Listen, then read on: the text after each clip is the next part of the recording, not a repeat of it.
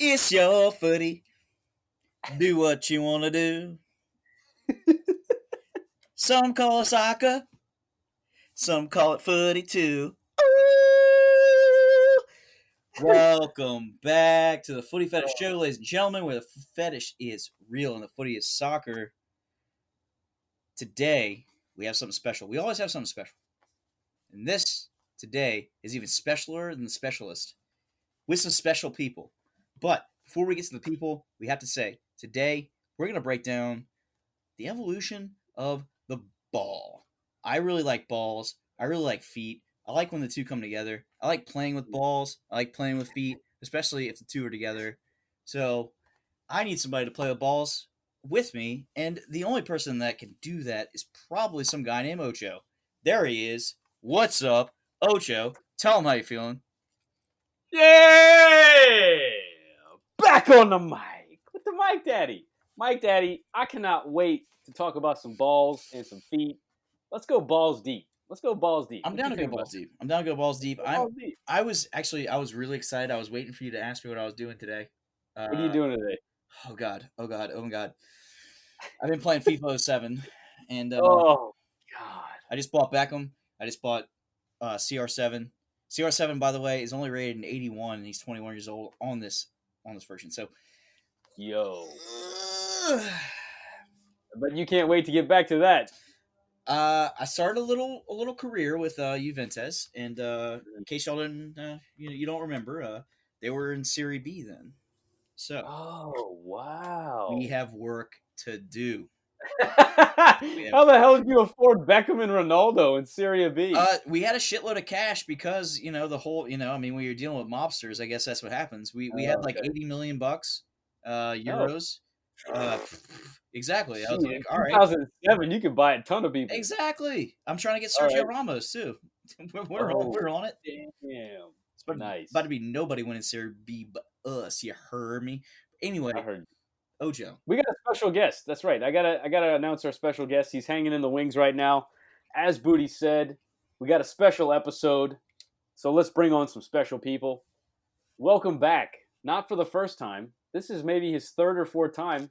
Welcome back to the Footy Fetish, Jeremy Poole, aka Turtle, member of Ham FC. How you doing, Jeremy? Doing great, man. Good to see y'all again. Good to be back with the fam. Hell yeah. Gotta say that team sounds pretty legit. Yeah. You know, baby. Seriously. Turtle, glad to have you back on.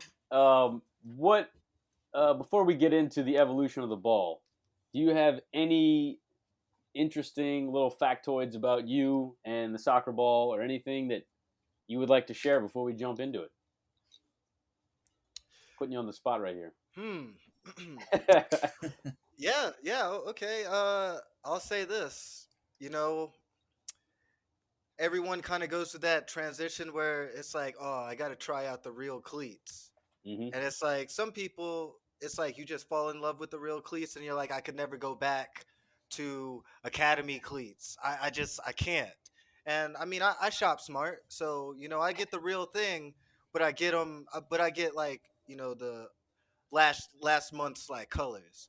And it's like with the soccer ball, it's like, I'll never forget my first real like World Authentic. Cup, like official soccer ball. Like when you feel like the grooves and you're just like, oh, this just feels expensive.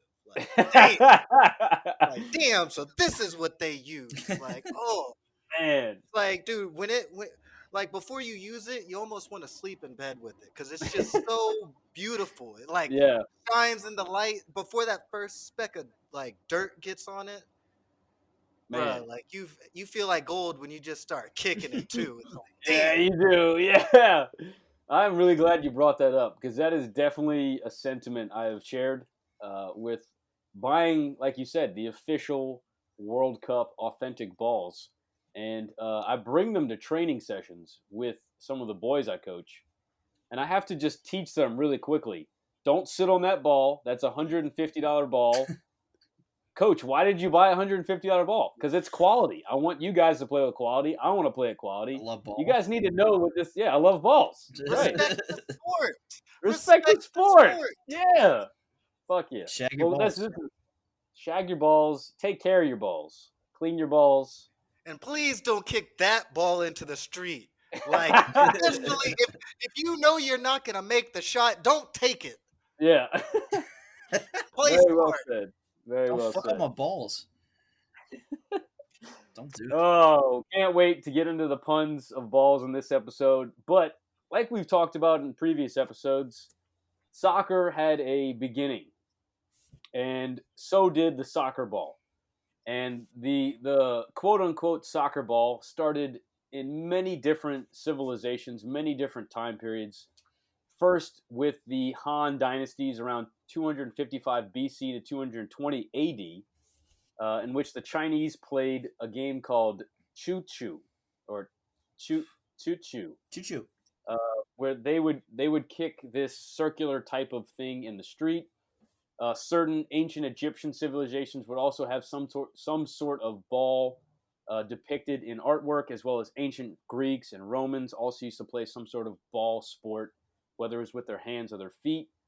Also, in pre-medieval legend, an entire village would kick a skull along a path to a nearby village square, and the opposing village would in turn kick the skull back.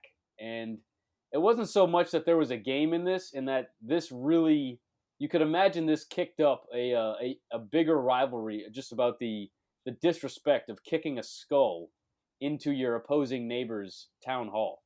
You can imagine that it's more than just a kicking a skull game. It's more of an insulting type of thing. Yeah, And I could see that. right, I mean, I mean, imagine you walking wake out your up front in the door, right? morning and you're just like, ah, damn it, it's in my yard again. It's like third time this Just went week. over the Yeah. fence. Time to kick it back. Let's go, boys. It's like So, that's how the first, I guess, argument between neighbors was started. Like, oh, oh, easily. Bill. Yeah. Bill, did you kick that skull in my yard again? You're damn right I did. You better kick that shit back. I scored a goal and then I came on it. I fucking showed you. Yeah. Like, dude, I live on a 90-degree angle. I curved that. So, in all these different civilizations, what are the balls made of? Well, according to historic references and legend, early balls range from human heads, which we've talked about before, stitched up cloth, animal and human skulls, as well as pig and cow bladders. South America also used some sort of rubber, light, elasticized ball. So balls have always been around. They've always been around. Always have been around, whether it was hands or feet.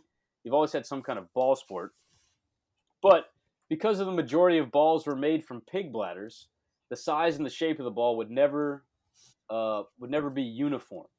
So the uniformity in size and shape was always lacking in soccer. And it wasn't until 1863, Booty, passing it off to you. Let's do it. This pass off is brought to you by Mardi Gras. Happy Mardi Gras, everyone. It is, I forgot to tell you guys happy Mardi Gras. It is Mardi Gras season. Right, In the man. meantime, our man, 1836, Charles Goodyear. Yeah, the Goodyear blimps. That's the same dude. He patented this rubber ball. They began to transition that to rubber as we see it now. That's kind of where that like transition came in. In 1855, Charles Goodyear, the man, he built the first vulcanized rubber soccer ball. Great picture, by the way. We're gonna throw these on our Insta. I'm sure we have to.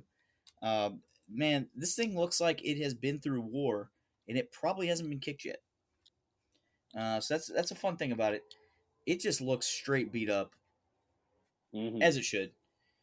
Right. If we move on a couple of years, a little while later, 1862, H.J. Linden developed one of the first inflatable rubber bladders for this ball.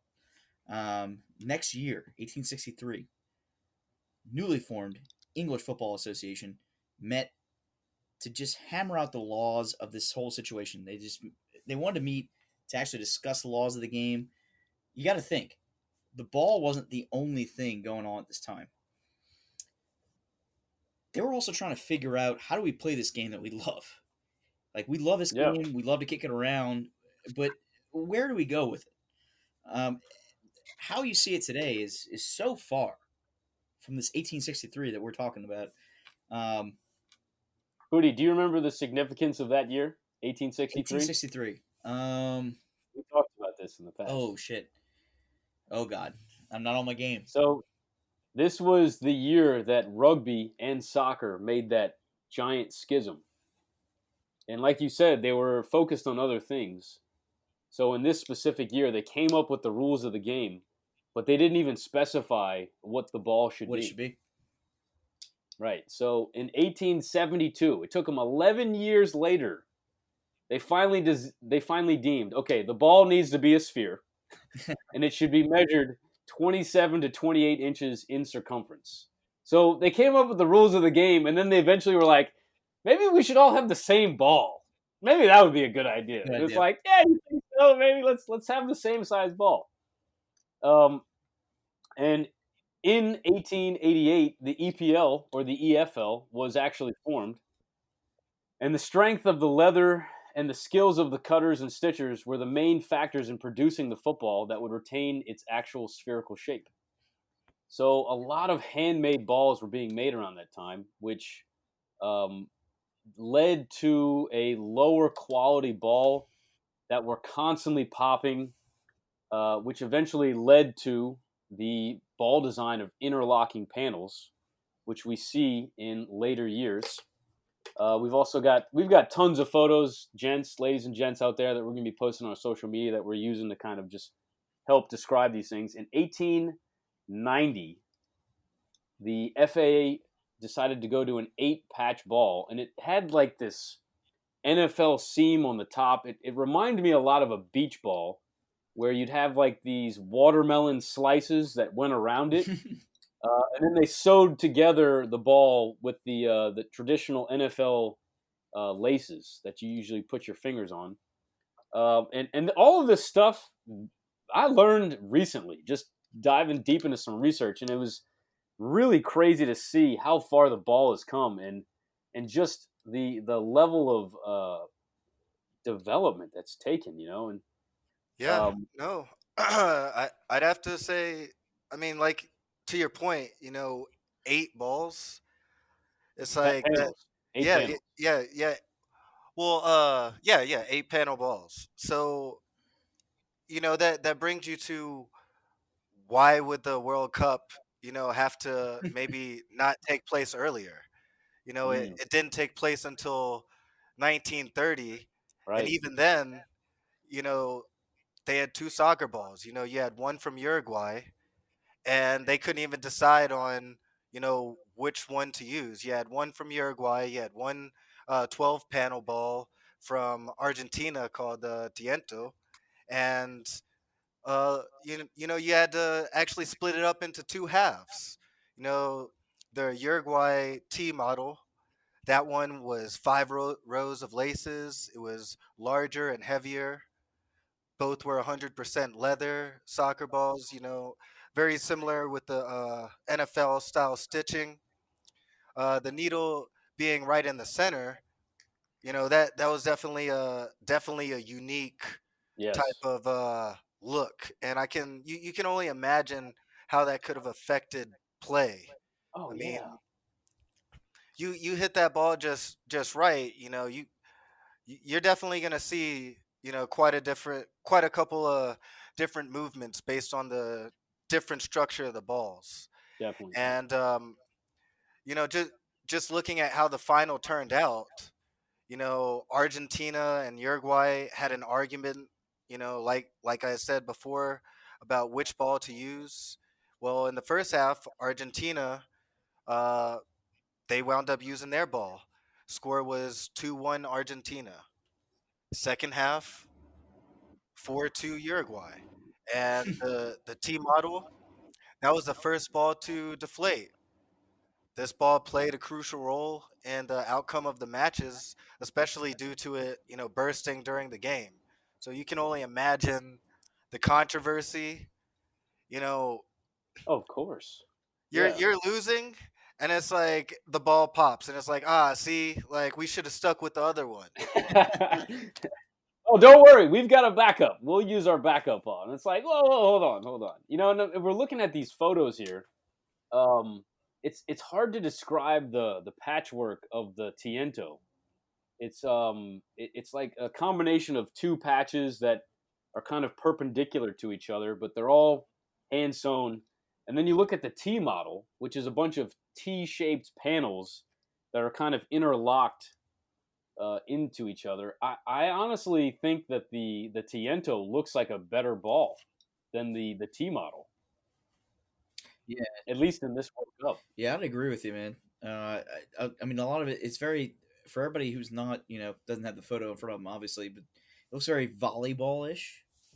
Yeah, But for me, it's that whole weight. It's the weight aspect that we ran through it a few times. Turtle just mentioned it.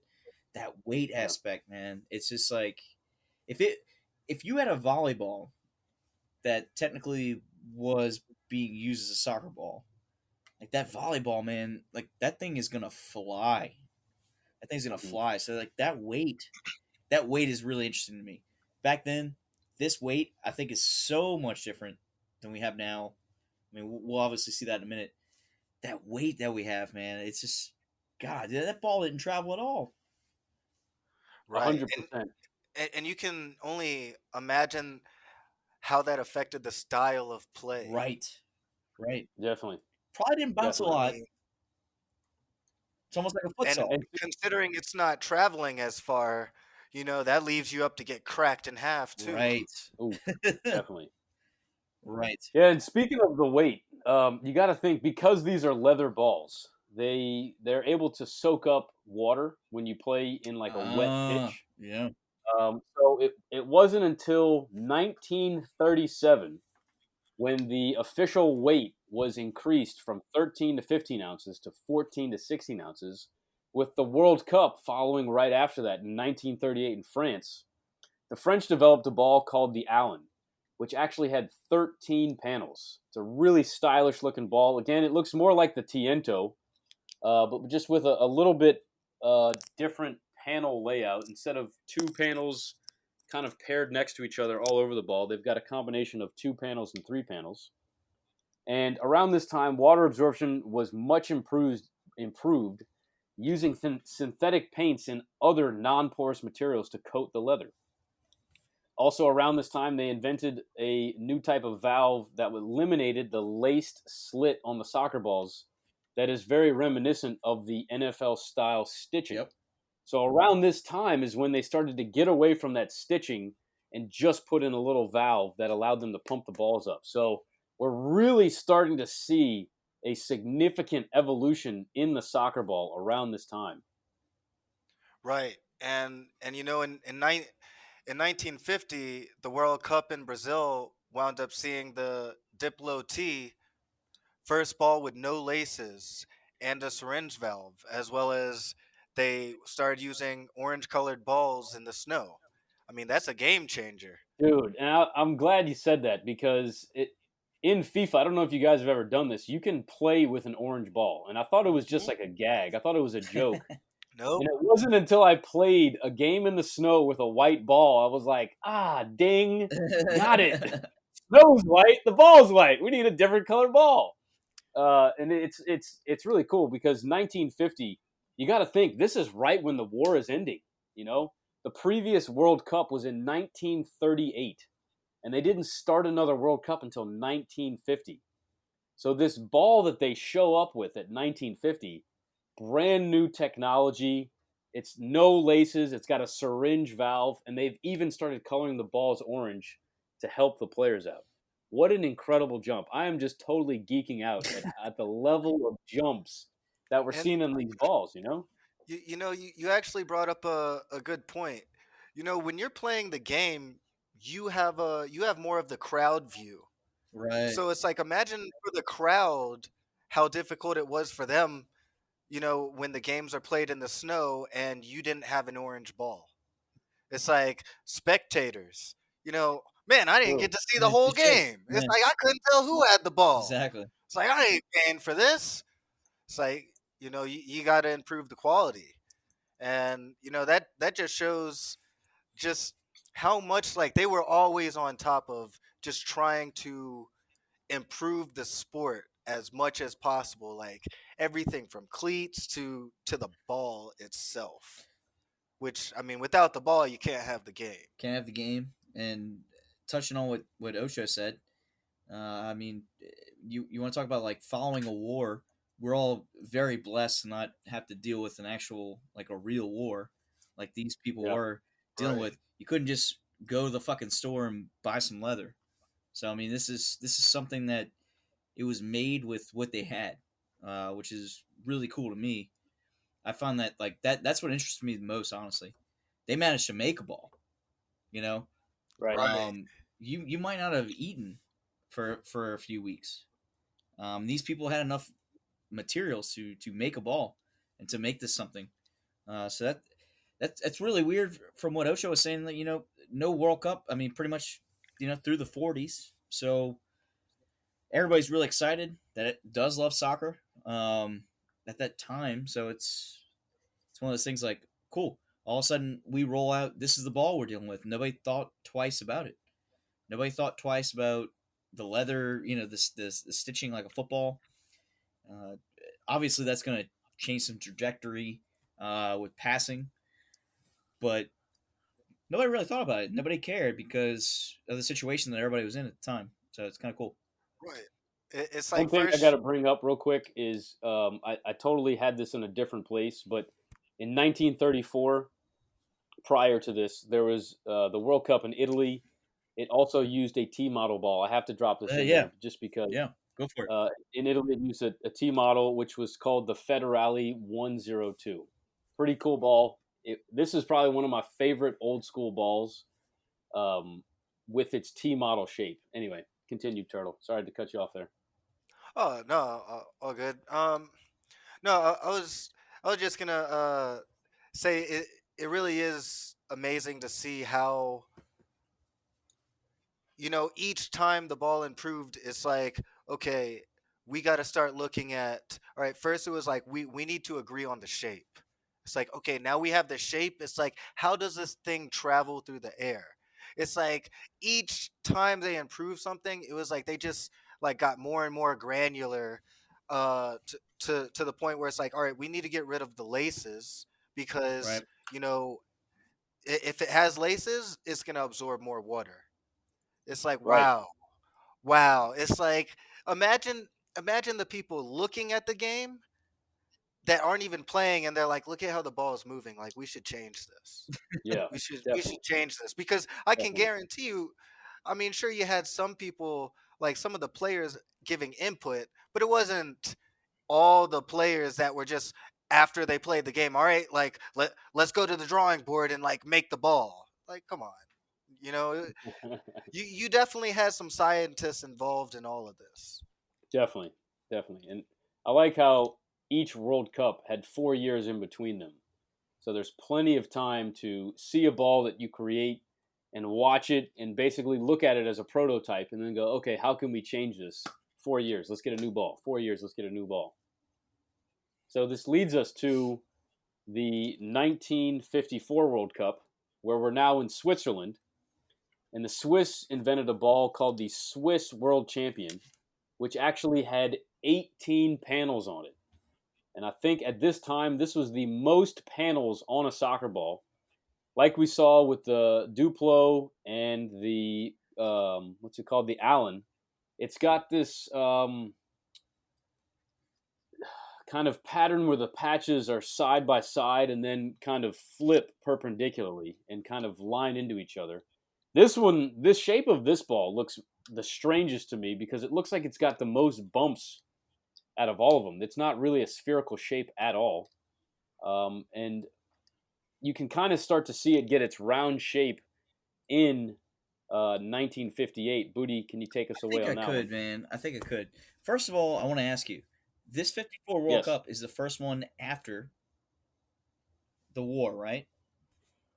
I thought it was It 50. was 50. It was This was 50. Okay. 50 played. Okay. I guess 50. I was taking a guess there. No, yeah, I hate to put you on the spot. I'm sorry, but No, it's I know, cool. You're the history buff. I know, You would I know. know. We were talking about there not being that World Cup because of the war. So Right. I was curious if this was the one, but there was a '50 World Cup. There was a 50 in Okay. Brazil, which makes sense because it's like, let's get out of Right. Europe. Right. Let's Right. get out of Europe. Right. You know? Right. Let's get out of Europe. So that actually, I think that was the first world. No, no, no. They had other World Cups in like Uruguay and stuff like this, but 54 sends them back to Europe. Of course, naturally, where are they? They're in a fucking neutral country of Switzerland. So, I'm sure that was very well planned and thought out prior to bringing it there, because the fans of soccer are what make a lot of those games really memorable. They're fucking Oh, hooligans, absolutely. Like yeah. and you can only imagine if, like, let's say a dude from France is playing in a he's going to Germany to watch France play Watch. Germany, and all of a sudden the two they take the rivalry off the field and they start to go in to the war, and it's like, Right. well, fuck you, you came into my country and you fucked up you just don't want that. I'd hate to see because you love the game of soccer, you hate to see it turn into a very political uh, Yeah. fight. Right. That's what soccer does. Is it removes the politics from life, and so I think that World Cup in Switzerland was definitely premeditated choice, which brings the next World Cup, which is also in a very peaceful country. Yes. This next one, That '58 World Cup. So, and I love what you said too. That '50 World Cup too is like, man, it's probably like the tensions were probably so high. oh yeah, I'd have to think maybe this '54 World Cup in Switzerland, and then that '58 World Cup that we're about to talk about right now, in Sweden. Probably two of the best places you could have it after war. Like Ocho was saying, like it's like yeah, where we need to calm down. Let's find our happy place. right, Our happy places are Switzerland and Sweden. You know, right off that yeah, almost the geographical penis, I like to call it. The the Sweden, the Denmark, the Norway, yeah. the dick and balls. But The dick and balls. speaking of dick and Speaking of balls, balls, there was a ball in that '58 World Cup that was brand new. Nobody had seen it before. It almost looked even more like a volleyball, but it looks a little heavier. It's '58 hmm Top Star was the name of it. Man, I have to say, it looks pretty. It looks pretty. We're looking at a picture of it right does now. Very many stitches, but you could tell it was very even as far as weight. yeah, Again, going back to that weight thing, it's a big thing for me. yeah, 'Cause, hey, you for put it in sure. the air, no telling where it's going to go if it's a couple pounds. But this looks like it has a lot of weight to it. So that was used then. We would like to think those tensions from the war died down. They probably didn't. So then, what better idea than to just have another World Cup a couple of years later, right? So we got to go to '62. So 1962, we're in Chile, so we're still in South America, away from everything in Europe. Uh, I would just like to say I am very excited to roll this one out. This one is called the Crack because the crack always smells great. Um, whether you're smoking it, you're sniffing it, or you're banging it, everything about the crack is great. And what this looked like, if you go look at an actual picture of it, it looks like something out of the Twilight Zone, which is great because it's Yeah, around that time. This early 1960s, very Twilight Zone ish, very outer space ish. It was all kind of like a silver, like a darker color.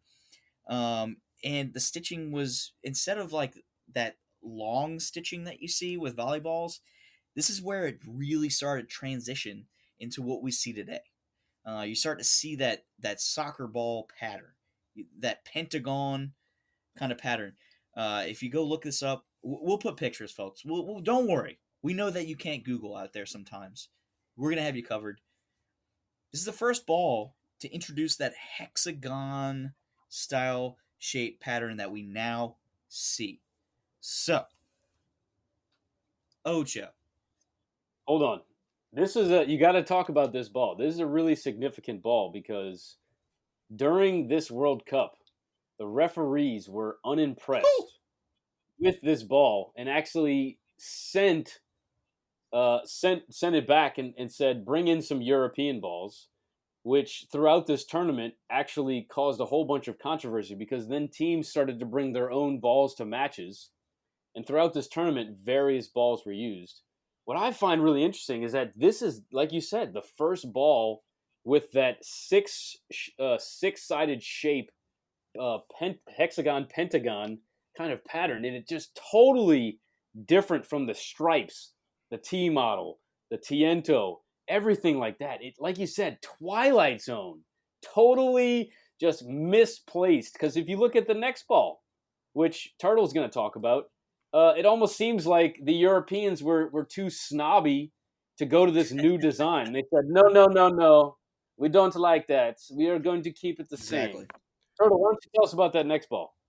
No, you're absolutely right. It's like they see where people are trying to go, and they're like, nah, nah, we'll bring back that 18 panel, and we like the orange, so we're gonna stick with that. We will try and make it a little bit more round, just because you know we have we have a little bit better technology, but another hilarious fact is it's like, okay, so a European team wound up winning. England won this World Cup with what? This is their ball. Uh, Yep. yeah, this is their. So when's the last time they won again? Uh, is it going to ever come home? I mean, maybe if they bring their own ball again, huh? Bring their own ball and host the World Cup. Maybe England brings it Bring home. your balls. I mean, I didn't get to see it because obviously I wasn't around. But I mean, who knows? Like they could have been losing and been like, you know what? Like this is my ball.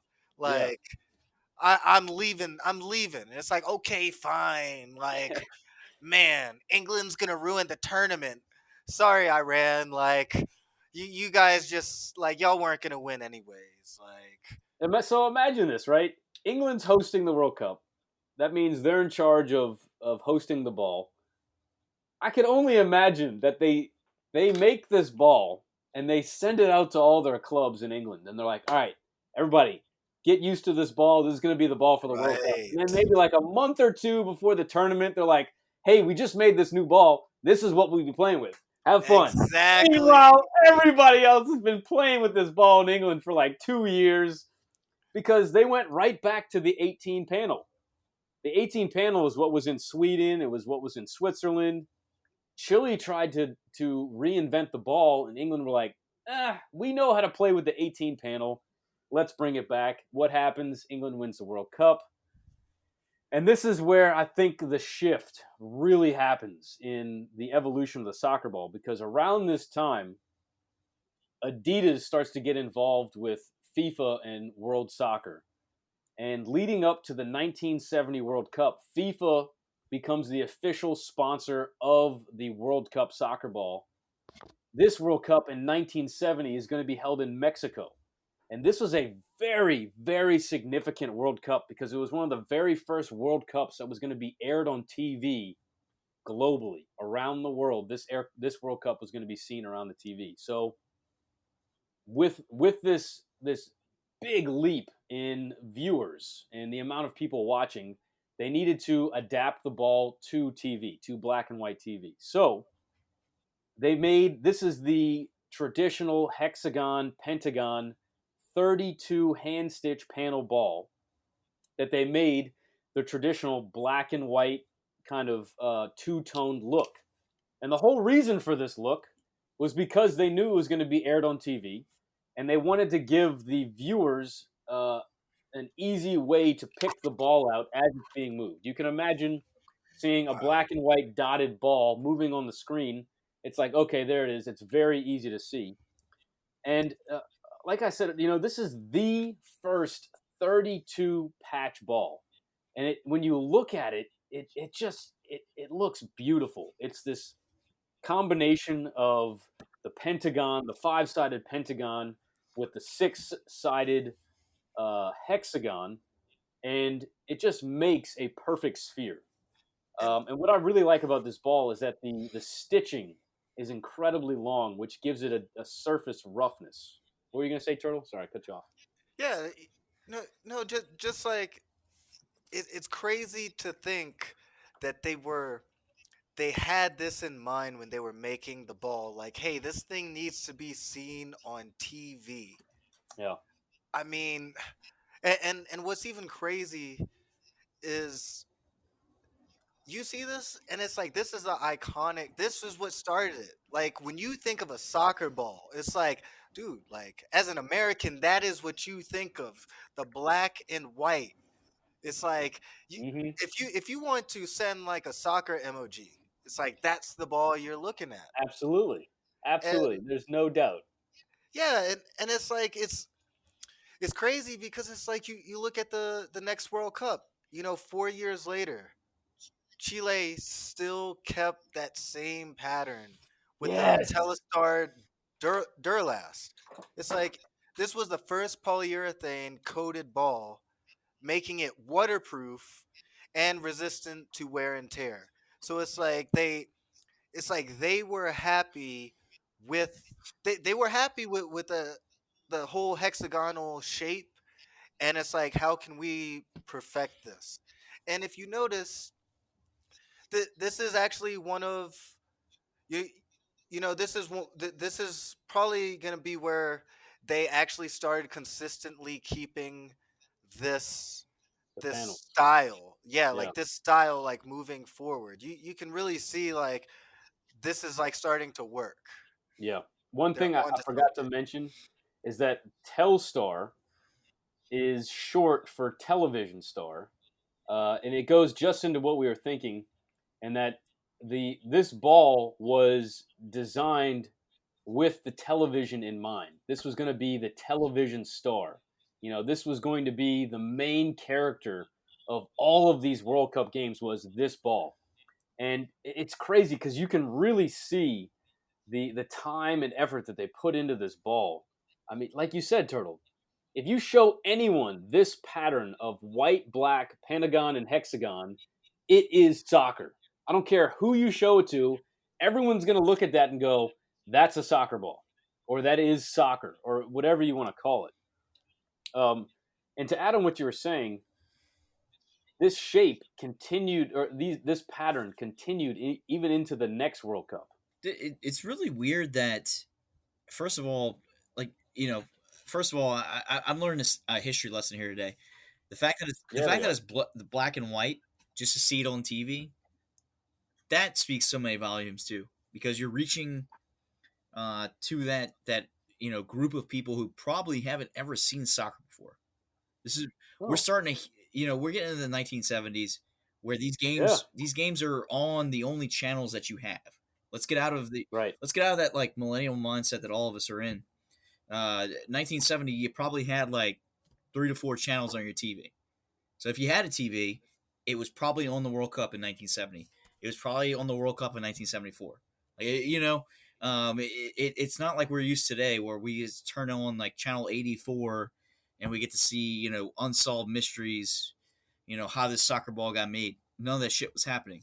So it's really weird that the color number one, the black and the white, because you're talking about black and white TVs going to color at that time, so it's funny to me because you're transitioning.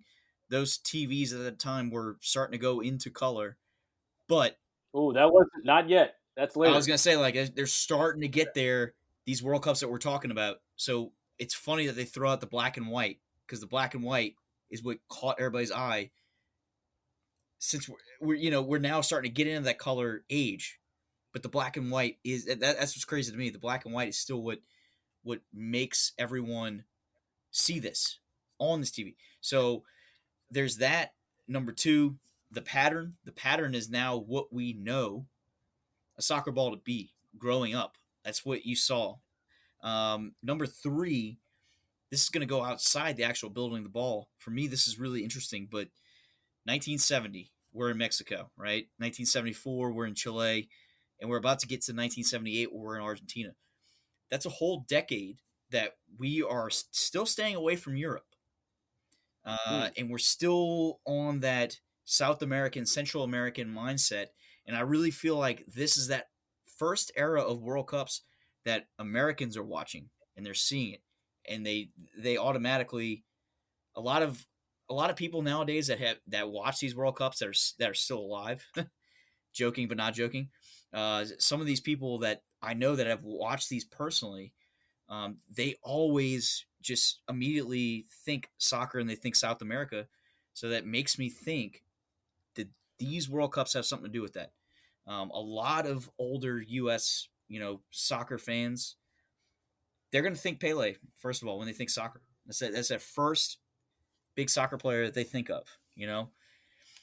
And I actually wanted to say something on that. It's funny you mentioned Pele because it really when I think of the fact that they made the ball black and white for TV, it makes me think of like the Goal movie where it's like you have this bar and you have a whole bunch of like working class like Hispanics and stuff in South America, and they're all like going to watch this TV because you got to remember, like back then, because the TV was a newer technology, not everyone could really afford the TV. So it's Right. like you had these big groups of people that were sharing this one screen, Yep. and it's like all of them needed to be able to see this, Right. and Exactly.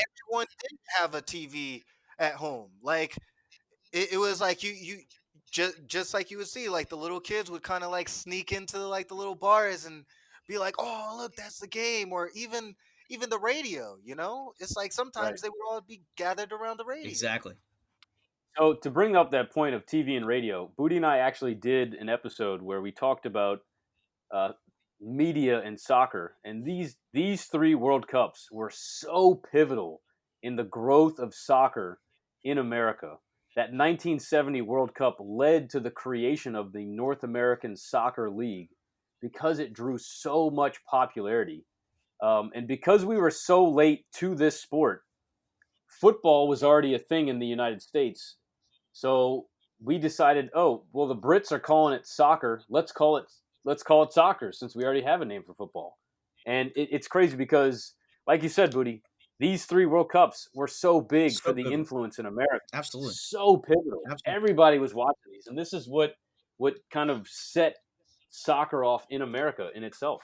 And just to like piggyback off what you're saying and what I'm saying, we'll go back to everything. This whole like decade right here, so Yeah, just so instrumental in the how we as Americans like see soccer. And I feel like a lot of people that witness these World Cups, they go ahead and they associate soccer with South America or Central America. Like that's their first thought. These people that were in this generation, and right, that whole and towards the end of it, that 78 World Cup, that last World Cup, is where we really started to see the soccer ball that we saw for the next decade. That's where it really started to take place. That 78 World Cup in Argentina brought through yet another Adidas ball. By the way, we didn't mention all these balls that we're mentioning balls in this decade. It's Adidas. All day I dream about soccer and sex. That's what Adidas stands for. So this 78 World Cup in Argentina, it's the Adidas Tango ball. You've seen the Tango. You already know you have. The minute you hit that Google yep, in the Tango, you've seen it. It put 20 identical circles across the ball. But at the same time, the actual stitching was pentagon shaped. So you're still seeing that pentagon that we saw the last two World Cups with the black and white pentagon stitching. However, the painting was different on this one, which of course it's going to mess with your mind the minute you see it. You see the stitching, you see the painting, but you're going to look at the painting. The tango ball, ladies and gentlemen, which we've seen it come up many times. We're going to see it come up in a little bit. Ocho, what you thinking about it? Yeah, I really like what they did here. They took almost like a triangular shape and incorporated it into the design of the ball. So now you've got pentagons, hexagons, circles, and triangles all in the design of the soccer ball. And this next World Cup, following the '78 World Cup, was the 1982 World Cup. Spain was hosting. Same exact style ball, same exact design. However, Spain improved the rubberized waterproof seal and seams to help the ball avoid being waterlogged during wet match conditions. So we're in 1982, and having wet waterlogged balls is still an issue. This was actually the last time that a leather ball was used, which, I mean, for us, I don't think we've ever seen a leather ball. Um, I think we've always seen synthetic material, Yep. and it's crazy to think that there was a time when all they had were leather balls, and they were painting them with all these chemicals, and so it's really interesting to see here that the the different parts of the ball that evolve. First they're trying to figure out the patching, and then they get rid of the NFL stitching and they put the valve, and now they're going to pentagon and hexagon, and now they're going, okay, screw it, no more leather. What are we gonna do next? Turtle's about to tell you in 1986. Yeah, in 1986, you had the ball from Mexico, and obviously that was the World Cup.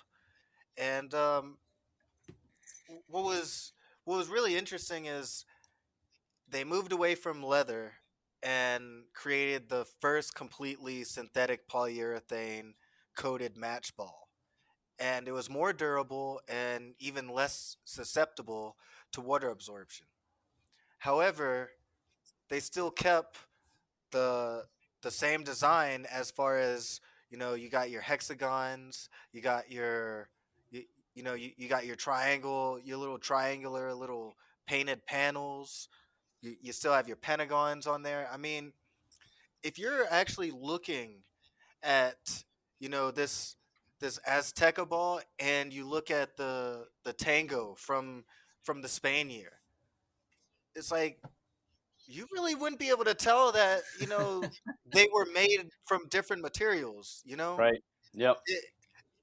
It's like, wow, they may be a little bit different colors, but I mean they still were pretty spot on. You could tell that Adidas, when they chose this design, they definitely had something in mind, and they Yep. were like, okay, this is something that we can grow with. Yeah, Definitely. definitely, And they just definitely the first time that they keep started to put they took the culture of where they were at and they Yes. started to, like, implement it. For Yeah. sure. It's a very Mexican Azteca Yep. style in the design of this ball. But like Turtle said, they keep everything the same. It's still pentagons, hexagons, circles, and triangles, but they just yeah, added a little yeah. bit of flair to it. Right. It was like they kept it. They kept the design that they wanted, and it was the first time they, like you said, like that they actually implemented, something for the host nation. Like, look, this is like, all right, we have this soccer ball, but we're going to kind of make it to where it's like this is your own brand of this soccer ball for the host nation, which is that's pretty special considering the first of many, Right. completely synthetic. Looks like it was probably up until this point, probably like the most I would say reliable design that they had. Definitely. Definitely. Yep. Yeah, I mean it's sexy. It's definitely that's a hand of ball, a hand of God. Excuse me. It's a hand of God ball right there. No Yeah. shit. That was the Maradona's Yeah. ball. That was, Wow. It's huh? hard. You got to kind of connect all these things as we're going through It. it. I forget about Yeah. that. It's got some air. It's got some air under it. It's got that God air. Yeah. God, the hand of God was It was there. nothing like that 1990 ball. So I'm gonna tell you about that. It was called. Ooh, I'm gonna give this a shot. This was in 1990. The World Cup was in Italy. Yet another Adidas ball. Shout out to Adidas. They ran with this ball for a minute. I have to say, Who that 1990 World Cup though? The Etrusco Unico, There that you new go. layer. It's a polyurethane foam. This was totally water resistant, so they're still going with the water resistant thing. I'm glad we actually talked about that because, like you said, old days it's absorbing the water. It's gonna just die. You kick it, it dies. This isn't gonna do it, and it almost seems like that was their. They knew that was the biggest problem, and they knew that's what they needed to fix, and that's what they ran with. So far, that's where we're at. We're now in 1990. The World Cup's in Italy. They're doing this. They almost kind of took that Azteca feel to it on the design, but they put a little Italian in it. You can tell. It looks a lot sexier because it's Italy. Yeah, it's got to be. It's got to look Yeah, sexy if it's coming out they of. they they they, You know, they put that Italian kind of design on it. I mean, you guys see it. What do you think? Yeah. No, gorgeous. you could definitely tell it's like whenever they it's like if someone was I guess unveiling it for the first time, I feel like they'd have their hands like you know how the Italians like you, you know how they put their hands, yeah, exactly, like this is beautiful, look Look at how it, look beautiful at it is. You it's a can beautiful imagine football. they get the Mexican ball and they're all like, "Ah, this is a bunch of Bunch of shit. junk. Let's create a new design." So it's actually cool because Mexico kind of kicked off this idea of allowing the host nation to input kind of a piece of their culture into the ball. We're seeing it with Italy here in the Etrusco Unico. And then following the 1990 World Cup, we get the 1994, shout out to the USA, hosting their first World Cup with the Adidas ball called the Questra. And the reason it was called the Questra was because they wanted to put a focus on the quest for space exploration. And you can even see that in the design of the ball. They used a lot of rocket imagery, again, to go on the theme of space technology and the country's quest for the stars. Really cool ball. Very successful World Cup as far as inspiring an entire generation of people, and just the youth. I felt the youth from that moment on in America really exploded in the soccer world, and I mean we're a result of that. We are definitely a result of that 1995, 1994 World Cup. Even if we don't remember it, our parents were definitely watching it. Our older siblings, our older cousins, uncles, whoever, they were all watching this World Cup, and it was. I'm glad we were able to host one. I hope this next World Cup that we host is going to be as fun as this one was. Yeah, I sure hope so. I mean, it's it's crazy because you know every year they just keep implementing more and more things from the host nation, and you see going into you know the France 1998 World Cup, you know they're the host nation, and now they go as far as to even make the first multicolored ball, and they use France's national colors for the ball. It's like that was never done before, Yeah, and using newer printing methods, they were able to make the visibility of the ball a lot better, a lot easier. yeah. And I mean, France won that World Cup too. I mean, they had the ball specially made for them, had their colors. It's like everyone was like you know in that stadium for them, and even if they didn't have anyone in the stadium going for them, it's like at least you got the ball. At least you got the ball. It's like Yeah, even if they don't let not one of your fans in, it's like bro, the ball is like rooting for Got the you. ball though. It's like it has the France jersey on. I mean, look at it. Like, one look, more that thing is beautiful. I mean, look closely at it. You can actually see they've got the hexagon pattern Yes, in the white. If you look really close, you can I like see the it. purple. I like yeah, that purple. Yeah, The purple is a strong color.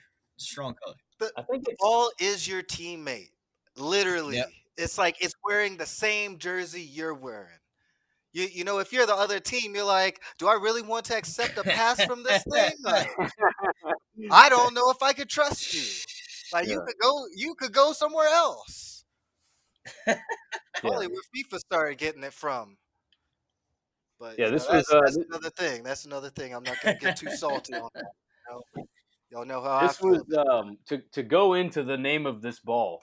This was, I think, around the time where France was uniting around racism, and they used the three colors of the French flag, blue, white, and red, to describe the three different races of people in France and on the French team. And I might do this correctly, but the white were the Europeans, the blue were the African immigrants, and then the red was I believe, the Turkish, or kind of like that Eastern European, and they used these three colors at the time to kind of join everybody together and say, look, you might be a different color than me, I'm a different color than you, but at the end of the day, our flag is made up of three different colors. We need to be united. And I love that they incorporated this into the name of the ball, into the design of the ball, and they were the host nation. This was a really special ball, as far as just sending a message out to the world using soccer. I thought this was a really big step ahead. Shout out to the French for really thinking outside the box and incorporating so many of these different elements just into the soccer ball. Really That's cool. very well said, dude. That's one of the best things you've said on this fucking show. Thanks, Because man. you know Appreciate what, dude? A lot of people don't realize that at this time, France was going through a lot of things, as far as people who had like multiple nationalities, and there were a lot of French people who like weren't okay with it, and there Right. were French people that were like, no, you're still French. At the end of the day, you're still French. Yes. Yes. Yeah. So Zidane being one of them, there was it. Deschamps. Yeah, he's of yeah, Algerian descent. exactly. Algerian. He was the quote unquote red of the flag. Right. And there was that whole thing, man, which is ridiculous. I mean, at the end of the day, I mean, as far as competition goes, I'm upset because yeah, you got guys that have multiple nationalities and they can claim French and they can beat the U.S. So that pisses me off. But at the end of the day, I mean, you're still French. You Yeah. still have that it doesn't make you less French. So that's what's stupid to me. Me personally, my family's Italian. It doesn't make me less Italian because I'm American. So Right. it's kind of it's a very stupid kind of thing. So that's a very pretty thing that you said there, man. Very cool. You gotta Appreciate that. understand where people are at that time. If you understand where people are at that time, it makes exactly what you're saying so much more important. So with that being said, though, we gotta move on to another World Cup. I want to see some more balls in my fucking face. Oh, I let's gotta have talk more about balls in my face. balls. In 2002, there was this World Cup in Japan and Korea. They hosted it together. I had to wake up at fucking 5 a.m. to see the U.S. play Germany. It was one of those fucking. We did great because we're USA. Yeah, I we believe did. that we will win. Anyway, I believe. we're still gonna win one day. It Yeah. featured this little bright pattern. I really love this ball. Actually, it's so much different than the other ones as far as pattern goes. As far as like the paint pattern goes, the Fever Nova. I said that's super American. I'm gonna try it again. The Fever Nova. We're gonna say it one more time. Fever Nova. This one, super pretty. Again, Adidas. They're on their run, like Hugh said. Man, this ball, it just didn't seem like it was in a World Cup, to be honest. The stitching was that usual pentagon kind of hexagon kind of shape, but the actual painting of it way different than what we've seen before. I liked it. It was very. I felt like this was something that is they all sat down and they said, all right, we're in the new millennium. So we need something that looks very millennium. Boom. There you go. Very triangular, but at the same time, it almost looks like a fucking hurricane's coming. Yeah, So, like a throwing star. Yeah. yes. Throwing star. That's what I thought it was. A throwing star. Yeah, it's funny. It is kind of like a throwing star, and it is kind of like that hurricane. It's like, Tsunami, man, you've hurricane. seen Yeah. enough Weather Channel things where it's like you've seen something looking like that coming Yeah. towards Exactly. your hometown. Yep. It's Especially like, out in damn, Korea and Japan, they get hit with tsunamis, which is basically a hurricane. ooh, you can't even see. You don't even know those things are coming. Yeah. Is that a tsunami? The tsunamis are the waves, not that's a Tsunamis, typhoon the I'm thinking of. waves. Typhoon is a hurricane just over in Asia. Right. Yes. So hey, That's what I'm thinking of. Equally Not as scary I was though. gonna say we're proving all of our points right here. Yeah, we're hitting all of the points, right? It's very Asian. I'll tell you this: like, no one's like, "Oh man, I thought we had a typhoon today." At least it's a tsunami. Right. Like, both suck. This But was the World Cup that Brazil beat Germany, and I'm thinking now I should have put who won the World Cups to kind of give us some more context. But yeah, I like what you said, Booty. This is going into the new millennium here. We've got to like really bring it with the design of this ball and leave it to Korea and Japan to come up with a fucking gorgeous ball. Exactly, and I mean that '98 World Cup ball, as much as as much as we sucked its dick just now, love it, but it looked exactly like everything they'd done before. They needed to step Right. out of that millennium, step into this millennium. That's what we get. and that leads us to our next World Cup, which I have to say I'm so happy that I get to talk about this ball, because this this ball, like, it means so much to me. Like, 2006 World Cup Germany, like, I have to say, like, that was the year that really changed everything for me. Like, and I'm not even sure if I'm saying it right, but it's like the team guest ball. Team Geist, I think. Team guys. Sorry, guys, It's all but good. it's like, from the moment I saw this ball, I mean, it really was something to see. I mean, such a huge design change, and it's like, I can say this was the first official ball that I ever can say I got to play with, and seeing how they decreased the number of panels from 32 to like 42. I'm sorry, to 14, my bad. 32-14. Yeah, to go from 32 to 14, it's like, you just look at the ball and you can see it's such a much smoother surface than anything you've ever seen. Absolutely, And it's like, if any of you have ever played with this 2006 yes, World Cup ball, you know, that was when you started seeing the knuckleballs. yeah. That's when, I'll never forget, like, as pretty and beautiful as that ball was, I hated getting passes from it, because if someone hit it just right, that thing was swerving and you didn't know where it was gonna, like, go. But if you're shooting it, my goodness, like, that thing, oh man, like, if you could rip a ball, like, that thing was nasty. The commercials that they had coming out that year, oh man, like, 2006 World Cup ball. That one was my favorite. I mean, the World Cup itself, like Germany. I mean, my goodness, like, the accuracy and control that thing just gave. I mean, you could just it's like these players just looked so comfortable with this ball. It's like they should have used it twice, you know? Like, man, that's a sexy ball. It is. It's one of the, Looks it almost is. like the Saints colors. Like, look at It this. does. This is a sexy You ever seen ball. the one they use in the final? I was about to pull that Yeah, one up it's right like now. all gold. Yeah, Oh that is yeah. also a sexy ball. That year right there with the 14 panels, smooth as glass. Oh, I mean, I might even buy that ball. Like, I probably will. Dude, I'm eBay, gonna baby, have, eBay. It looks but like I need such it a brand futuristic You spanking want ball. new. brand I new? can't have nobody else's foot touch it but mine. At least first. At least eBay, first. baby, eBay. You'll Man, find it untouched on come on, eBay. I promise. dude. I This hope this they don't try ball, and hit me for like 300 though. That is so You sexy. might have to pay 100 at least. oh yeah, I'm cool with that. yeah. Man, This ball was really interesting because it looks so futuristic. You know, you Yes. go from this pentagon hexagon, and now you've got kind of the. It looks like an 8 or like the infinity logo. You know, yeah. it's just so bizarre and so out there. It's very modern looking. The colors they gave it make it look very sleek and just like you sexy. This is probably one of the sexiest balls that we've ever seen. You know? I liked what Definitely up Turtle until said. this I like point. what Turtle said. Well, number one, this is that World Cup. You know, I'm Italian, so I wanted Italy. Hugh can tell you.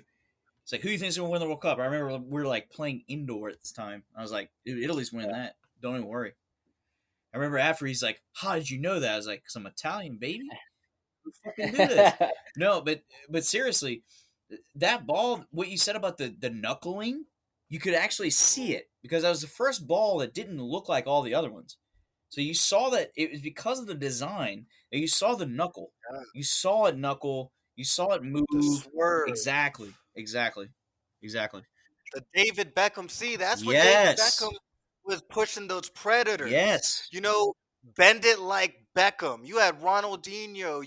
You had Roberto Carlos. Like, dude, you had all these players just curving that ball, just making it do some special Dude, things. they spot on. Spot on. Beckham was only taking free kicks at this point. He was out of breath. So I mean, yes, perfect, perfect Yeah, way to put it. Seriously, that's right. that World Cup after that though. That World Cup after that. Yeah. Oh, where was Woo! that? Oh, 2010, way at the bottom of Africa, South Africa, the Jubilani. Which, hey, if you don't have a Fufuzela out there, but that's all I remember from this World Cup. By the way, you gotta have the Fufuzela. You gotta fucking be blowing it out. But man, same time, the guys who were actually touching this ball, pretty ball. They kind of took that same concept that we were talking about in '06, and they almost made it better. Um, in Isuzu, to celebrate is what jubilani means. That jubilant, jabulant. It's that Latin root right there Yeah, for sure. yeah, So you can definitely see that, but they really wanted to aim it around like improving the grip. So in my opinion, they wanted to almost like take your mind off of them trying to improve the grip. That was the main thing they were doing. So they made the design crazy. You know, like it's in case the grip doesn't work out how we wanted it. They didn't want you to think about the grip, even though that's what they wanted to do. Because in a lot of conditions, it depends on what it is. You know, like we said earlier, you can't always depend on the weather and things of that nature. So they did 8 panels that were molded, and the company hailed it as the most round and accurate ball yet. And again, this is 2010. The grip and groove, the grip and groove, ladies and gentlemen. That's what you need to know. Go search that 2010 Cup ball, the grip and groove. It was exceptionally stable in flight and perfect in grip under all conditions. So they feel like they had it up to that point. Um, Compromises though, it was pretty new. They did kind of like a 3D like spherical molded like panel, which in the end it kind of like envelopes that inner carcass, and it kind of creates that like perfectly round and like accurate ball. So it kind of got what we hadn't had before. There were 11 different colors. Each of these 11 colors they represented the 11 starting 11 in every team. So that's kind of cool. I like that. And the 11 official languages of South Africa. That's pretty fucking cool. The micro texture of the ball, even the outer skin, you can actually feel those. You can feel those bumps, which is very cool because that's something that they build on to this day. That's yeah. something I find really interesting because those grooves. That's what they put on the balls today. So That was new. yeah, This was the first ball that they added those grip and groove, nuts. goosebumps, whatever you want to call them. Yeah, that was a big difference Huge. from the yeah, huge difference between that and the previous ball. I mean, Yeah. the other one was just so smooth. I mean, with this one, this one even created drag, Mm-hmm. and Yeah. So that's I'm gonna jump in here because I like this part of it. And as soon as we said the Jubilani, you're gonna get moans and groans. Yep. because there's two sides of the table here. This is a very controversial ball. You've got some players, for instance, Michael Ballack, Peter Cech, Frank Lampard, and Kaká, who all said, fantastic, the ball does what I want it to do. You can feel the energy. It's a very strong, true hit. For me, contact is important, and it was just great with this ball. They all loved it. On the other hand, you've got the goalkeepers who fucking hated the ball. This is rotten. It's unpredictable. Julio Cesar of Brazil said he could do better going and buying a ball out of a supermarket. So you've got Iker Casillas, Gianluigi Buffon, and Julio Cesar of Brazil just absolutely dogging this ball. Meanwhile, you've got Kaká, Lampard, Ballack, and Cech who are like, yeah, thumbs up. What do you guys remember about this ball in this World Cup? What does that tell you right there, though? It's that it glides off the grass. Those little bumps glide off the grass, and that's what goalkeepers don't like. No. So, Well, isn't this the same? This is the same World Cup where Frank Lampard hit that beautiful free kick and they disallowed thank it. you. Yes. This is this. That's the ball. Yep. Yeah. Yep. That's Yeah. the ball, and he was like very. It was a very strong ball that he hit, and it was true. Yeah. It was true. That was a true goal right Yeah. there That that was a he goal. got taken away from Yep. him. Yeah, for sure. I also remember Diego Forlan having an absolute freak of a World Yes. Cup Whoa. Yes. because he figured out Yes. how to throw that ball. Didn't He did knew yeah. exactly how to hit that ball and make it go. He was hitting free kicks left and right. That's what I I'm remember. gonna go by He, yeah. he he got the golden boot, right? Yep. He or most valuable player, like dude. Yeah, he was killing those free kicks, left and right foot too. Dude, that was a fun Uruguay team. That was a good World Cup. You saw some beautiful Yeah. goals. Yeah. Wait, that's when we tied England. Yes. Yeah! Tied Yes. England in that We won one. the group because we tied England. Yes. That's right. Dude, so many English fans were salty. Yes. They thought they had their nose up in the air. Yep. Americans, what do they know about? Look at us. Look at There it us. is. Dempsey and Donovan, even Bradley came out doing work. I was Doing I was at Bonnaroo, and they put the game on like a big screen for whoever wanted to come. So like it was literally a bunch of U.S. guys, and it was so many people from England. I was very shocked. So like the whole time, I was like, yeah, I bet y'all got this one, don't you? Sure you do. Sure you do. Sure you do, buddy. I've never been so glad to tie somebody in all my life. I know that felt like a win just because It you totally know felt how like a bad win. it felt. Sure did. Yes, it did. Yes, it did. It was like getting that girl that you know is like way out of your league and everybody's hating. Like, yeah, that's right. That's Like right. you didn't talk to her. I did. So that's your problem. So with this ball, lots of controversy. People said it might have been too round. You know, Booty was saying how this ball was designed to be perfectly round, as spherical as possible, and eliminated a lot of the irregularities that we saw on the ball. And people were saying this is too round, it's too perfect of a sphere, because if you look at other sports with perfect spheres balls, tennis, golf, baseball, all of these balls have irregularities that ensure a more stable and controlled trajectory. So when you remove those, when you remove the ridges and the extremes, you make the possible spin of the ball disappear. So this ball went through wind tunnel tests in Japan, which they also found was too close to a sphere. It had a tendency to actually slow down suddenly in mid-flight. And there was also an Australian scientist who said that the ball goes faster and is more unpredictable than its predecessors. The goalkeepers can no longer anticipate its trajectory. FIFA, with all of this, said there are strict FIFA guidelines on the ball's weight. This is a German guy, right? German said this. He said, not only does our ball fulfill everything, but it in fact goes beyond them. And it's like, all right, dude, we all saw what happened. You could say whatever the fuck you wanted to, but that ball was a disaster for the goalkeeper. And it just kind of goes in, you know, like I never thought that you could mess up the design of a ball that badly to where you have someone saying, I could go get a better one at a supermarket. Like, that's a fucking insult, man. You had 4 years to make that ball, and you totally fucked it up.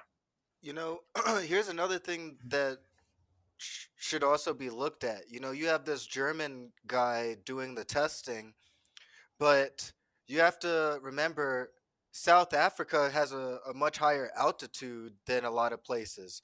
That really, really affects the trajectory of the ball. Wow. That's Wow. huge. Interesting point there. So Thinner it's air. like You have kicking a ball in much thinner Denver. air Yeah, the higher you're up. yeah, Mile High, right? Mile High Stadium kicking field yeah. goals. Yeah, so it's like the ball is going to react a lot, differently in South Africa than it would, for the German guy, most likely in Germany. I Right. highly doubt he flew out, the way he's speaking. I don't think he flew out to South Africa to do some proper testing. No, Right. No.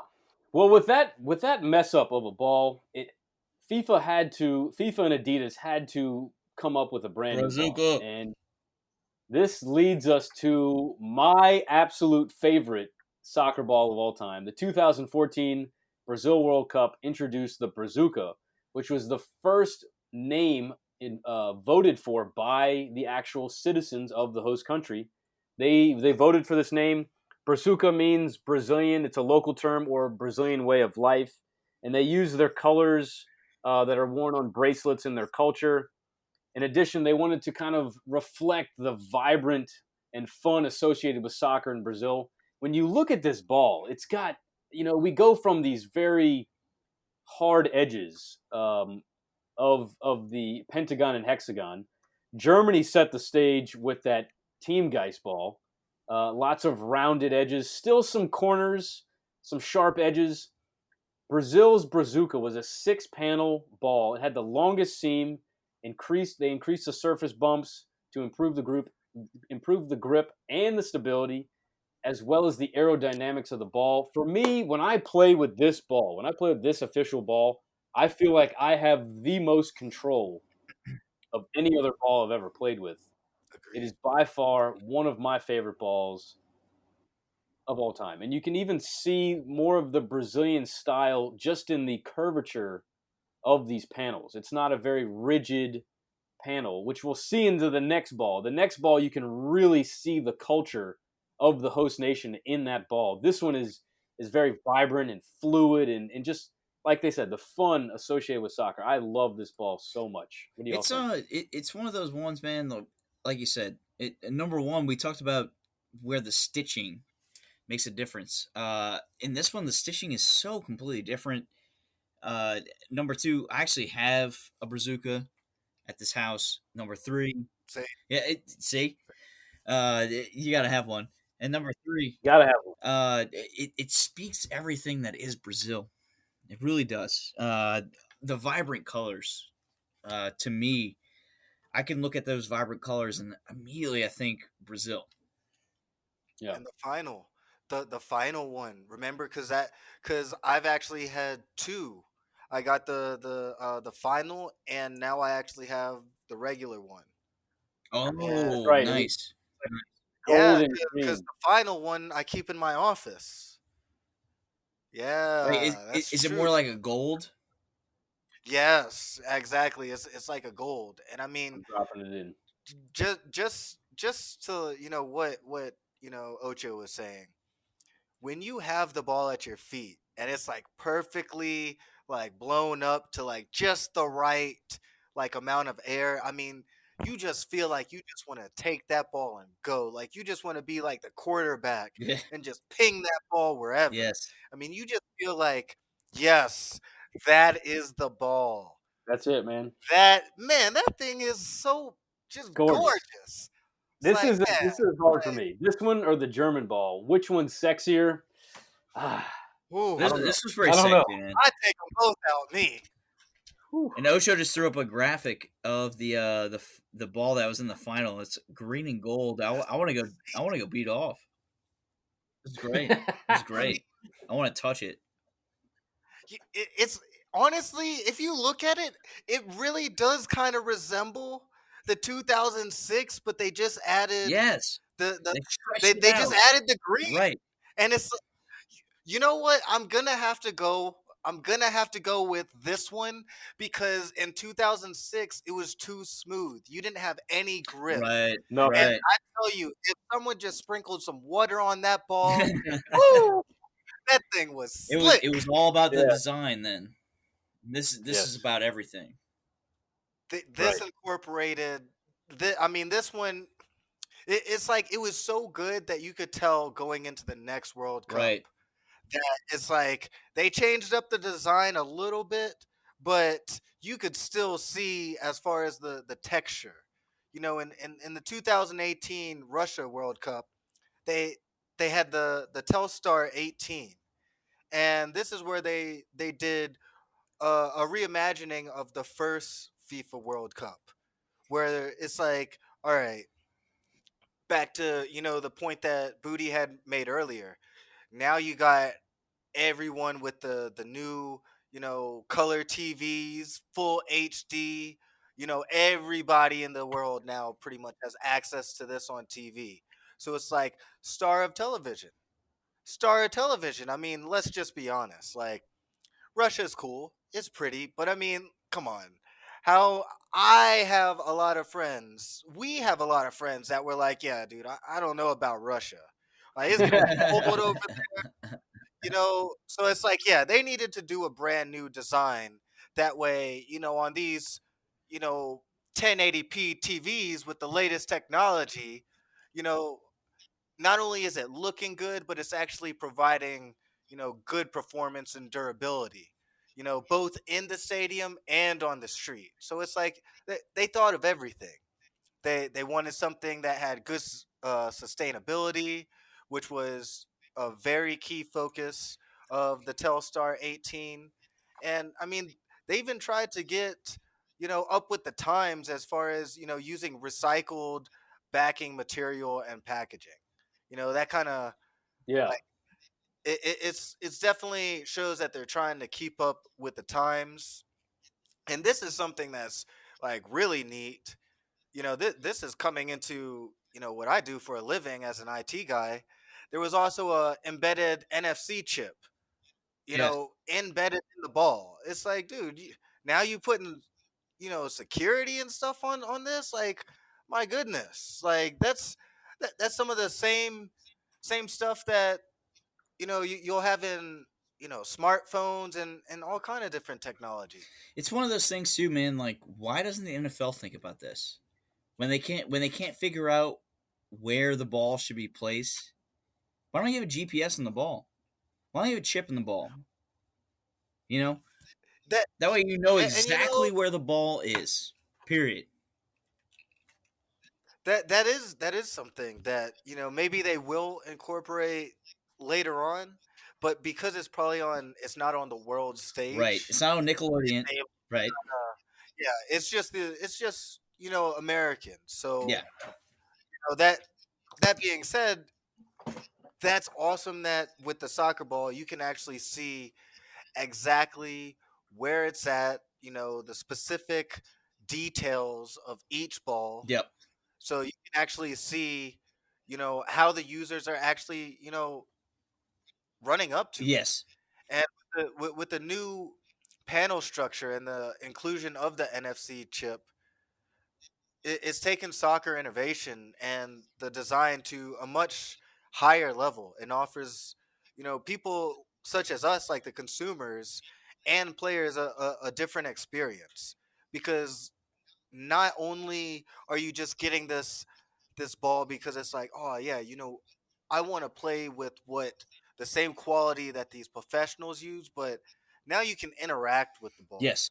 Now you can actually you're getting more out of it. It's more an investment now. You want to So download the app yeah, Definitely. that goes with the ball, right? right.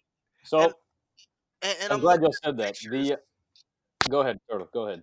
Yeah, sorry. I was just gonna say, going to the pictures, it does in a way kind of remind me of like Russia with kind of the I don't know. There's just something about the design. Maybe Yes. it's like blocks of ice or something like that. Yeah, But it looks very Putin. yeah, Putin had a hand in this one. Absolutely.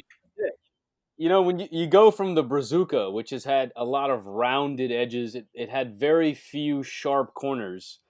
This ball has got that pixelated, rough, noisy design.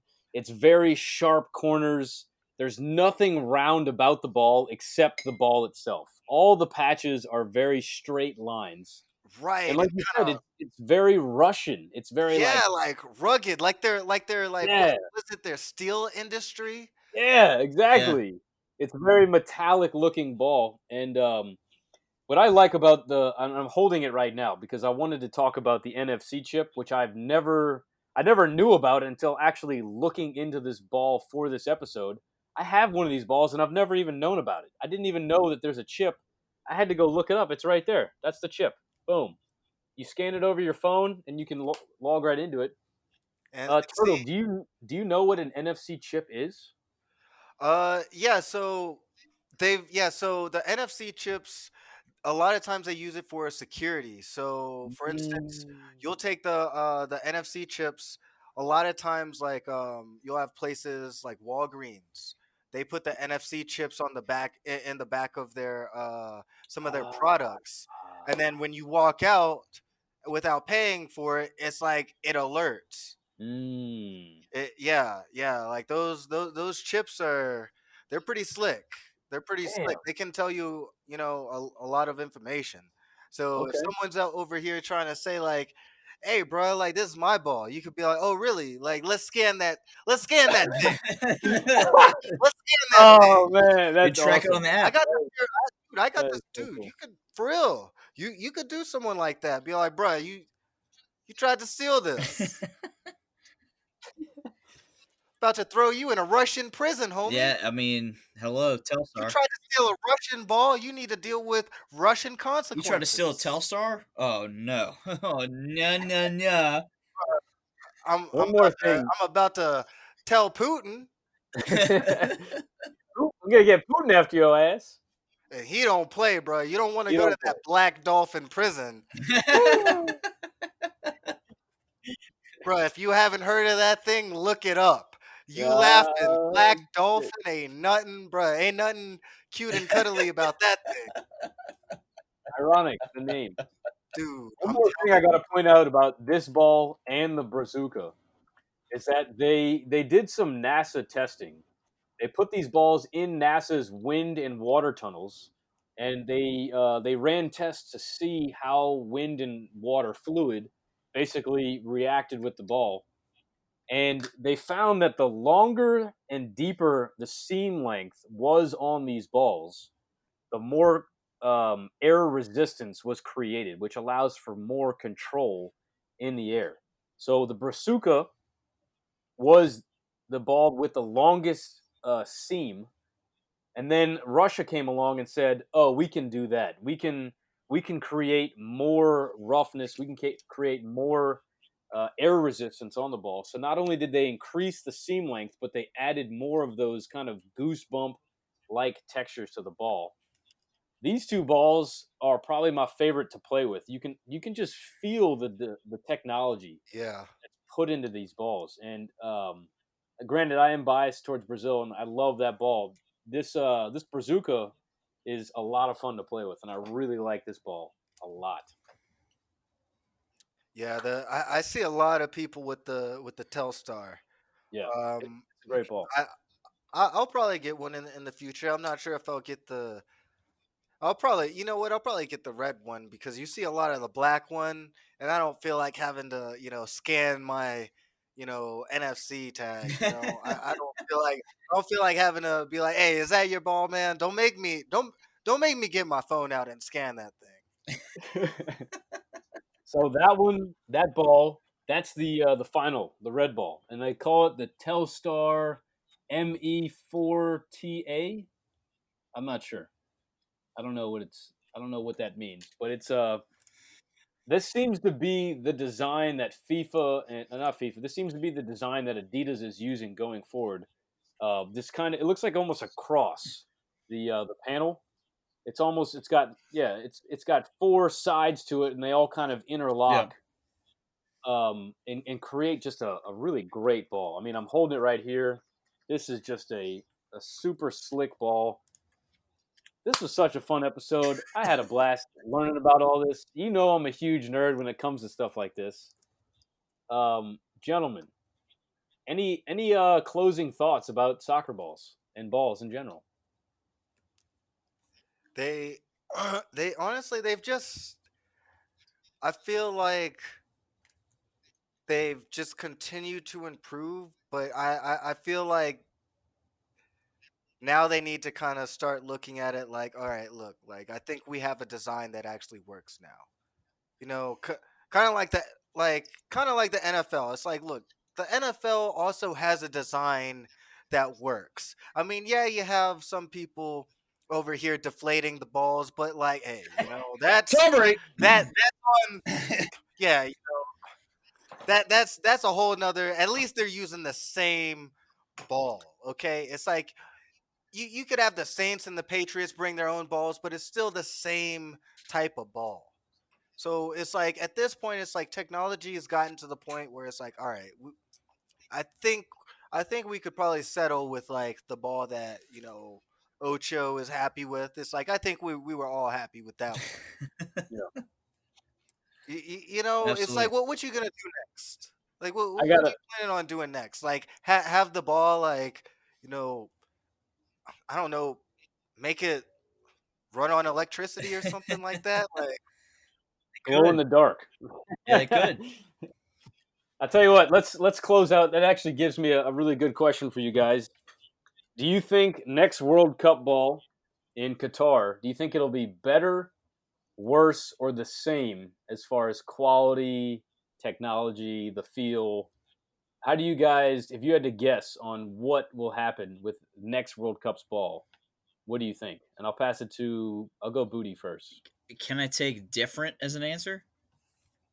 You think it's gonna be Uh, different and no? because I was about to throw out there like my shout out for the end of this episode will be that Nike Flight ball that the EPL is using. Oh, Yes, y'all already know what I'm talking what? about. It yeah, I has do. like the ripples, like, and I can't even like Yeah, describe it, but Yeah. it's one of the. I think it's going to be based on something like that, and with it being a World Cup that already people are weirded out by because it's going to be in the it's going to be in the winter. yeah. They're going to have to do something crazy with the ball, so I think it's going to be something along the lines of this. Hmm. And that's where I'm at. It'll probably have GPS technology. You could probably track the actual fucking ball on your app. It'll have its own app. Whatever ball goes in and out. Because I mean, the only way to go up, from here is up as far as like technology. So they're gonna get crazier with technology. Like let's be honest. So you could have the World Cup app that tracks where the ball is. I think that's the next move because you're going to get those people who aren't that necessarily interested in soccer. You're going to get those people that are just interested because it is the World Cup. And cool, I can Right. see this ball move from midfield to the back. Maybe the referee touched it at one point. That's gonna be what people care about. So that's where I'm at. Total guess, total shot in the dark. I'm gonna run with it. Yeah, this is all this Yeah. was. It was just a guess. Turtle, what's your guess for the next World Cup ball? You know, I'm actually gonna go along the lines of I think it's going to digress. I don't think it's really gonna be that good because you know everyone that I've pretty much spoken to, no one is looking forward to the Qatar World Cup. It's almost to the point where I almost feel like, is this thing even going to happen? Because it's like it's not happening at the regular time. No one's really talking about it. The coaches are upset because it's like this is going to screw up Champions League. This is going to screw up club, and it's like there's been so much controversy around this World Cup. I mean, they had to build an island, an artificial island for it. It's going to be so hot that they have to change the time at which they're like I mean what are you? Nothing you do to this soccer ball is gonna make me be like, oh yeah, that Qatar World Cup. Woo, looking forward to that Look one. out. Like this was totally worth like changing up the entire World Cup schedule for Right. this ball right here. This one. I always wanted like a Qatar themed soccer ball. Like, Yeah. bro, what do they know about soccer? That's a good point, dude. That's a good point. 'Cause Like, they're gonna it's have to like, they're gonna bro, have to come out of the this woodworks bill, with a crazy ball, but they're not. They're just gonna take bro, everything they this already soccer do. ball better pay my bills, bro. That's all I'm gonna say. Like, Qatar got all this money. It It's won't. like this thing better print money. If I, bro, if I hit a upper 90 shot and it knuckles, that thing better be printing out some hundos. Awesome. I think it's gonna be shite. I'm just saying. I'm with you. Shite. I think just like the World Cup, I think the ball will also not live up to the expectations. I don't know. I don't know if it'll be worse, but I just don't think it's going to live up to the It- World Cup expectations. This Telstar lived up to it, in it- my opinion. They You know changed what? it, made It it might better. be dipped in gold because because in Qatar they got money yeah, like that. exactly. They play with golden ball. It might be dipped in real gold with real gold ridges. Not even improve the ball, just make it Finish look yeah. flashy. Yeah. Yeah, it's probably gonna be something super flashy. It might even have like a couple of like diamonds or something in it or something. The valve is a diamond. You got to like kind of slide over and put your. Dude, for real, like it might even look really nice now that I'm thinking about it, cause like, dude, they're not sparing any expense on this World No, Cup. not at all. So I mean, they might do something like, dude, this ball might it might look really nice. I'm curious to know what that final is gonna look like. Who knows, man? Who knows? It's going to be in a stadium they just felt like building on a Wednesday. I mean, it's just it's be a random Wednesday. You want to build the World Cup stadium? Yeah, sure. Yeah, with workers Yeah, without yeah, passports. Oh absolutely. yeah. I don't even know what workers you're talking about. Oh, oh, They never worked wait, here. they had choices? No. Man, you think Yeah, it's time to close it out? I think Think so. so? Turtle, first of all, glad to have you back. You need to be on more episodes. Why are you on more episodes? Why are you busy? What's going on here? IT work, man. I don't want to hear it. I don't want to hear it. I better see you on more episodes when I invite you on more episodes where you just can't say no. That's going to happen. In the meantime, you need to appreciate the word. Have you heard the word, Turtle? I I'm not sure if I have. I might have heard it on the last episode, but it's been a It's the while. gospel according to Footy Fetish. So I have actually you've heard heard the that. word. I have heard Preach the the word. good word, my friend. We all sit down. We preach the good word. Footy Fetish, gospel according to Footy Fetish. Soldiers, if you got anything, let us know. Let us know we're fucking up. We're on Insta. We're on Facebook. We're on Twitter for the twatters. We're at Footy Fetish Show. If you need acai, I know a guy who has it. Yeah, shout out Nova Acai. Nova Let's go. acai. He can deliver it to you. It tastes just like sex. If you need sex and you don't want to have sex, eat some acai. He's got it for you. He can deliver it to your door. In the meantime, Turtle, thank you so much. Appreciate it. Um, Always a pleasure, you the guys. fucking man, Thanks dude. for You the the fucking invite. man. Even though you like Manchester City, I mean that's fucking gross, but it's okay. I Uh, mean, first place, right? they're gonna win. Ooh! When They're I go gonna to end up bed winning that tonight, league because nobody wants to win it. Yeah, seriously. Everybody keeps. Oh, I'm first. No, I don't want to win it. Yeah. And Pep will run in, fucking lose in Champions League. We know how it works. Now, now, Oh it's all god. right. It's all right. I'll take that. Turtle, we love you. Give us a hug. Reach in for the hug. Always a Can you pleasure. repeat this after me? This has been the Footy Fetish Show, where the fetish is real. And what is the footy, Turtle? Where the fetish is real. And the footy is what? Is it soccer? What? You like soccer? I love soccer. It's soccer. The fetish is real, and the footy is It's soccer, soccer. baby. That is the Footy Fetish Amen. Show. Peace out, Boy Scouts. Take care, fellas. Love it.